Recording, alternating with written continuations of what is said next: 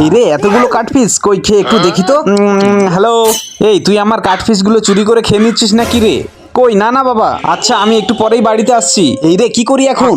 শয়তানটা মনে হয় কাঠফিস গুলো চুরি করে খেয়ে নিচ্ছে, আমাকে এক্ষুনি যেতে হবে। এই রে সবগুলো তো খেয়ে ফেললাম, এই খেয়েছে, বাবা তো এদিকেই আসছে, পালাই এখান থেকে।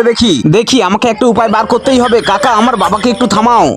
দেখি এখান থেকে কাঠফিস গুলো তুলে তাড়াতাড়ি আমাকে বাড়িতে নিয়ে যেতে হবে। আরে এটা আবার কি পেলাম, ধুর, এই তো অনেকগুলো কাঠফিস হয়ে গেছে। দেখি এগুলোকে নিয়ে এবার বাড়ির দিকে যাই। এই তো সবকিছু রেডি হয়ে গেছে, দেখি পচার বাবা এখনো আসছে না কেন। তো বন্ধুরা আমি ততক্ষণে বাবার জন্য কাঠফিসটা তৈরি করতে থাকি, আর তোমরা আমার মতো যারা গরিব মানুষদেরকে ভালোবাসো তারা ভিডিওতে একটা লাইক দিয়ে যাবে। এই রে লঙ্কাগুলো তো সব পড়ে গেল।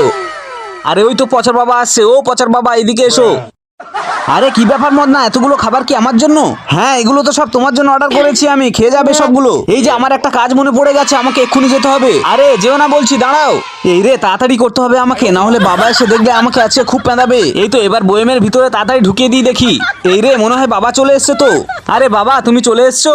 হ্যাঁ শয়তানের বাচ্চা কোথাকার একটা। কই আমার কাঠফিসটা একটু খেয়ে দেখি তো। বাবা গো এত ঝাল।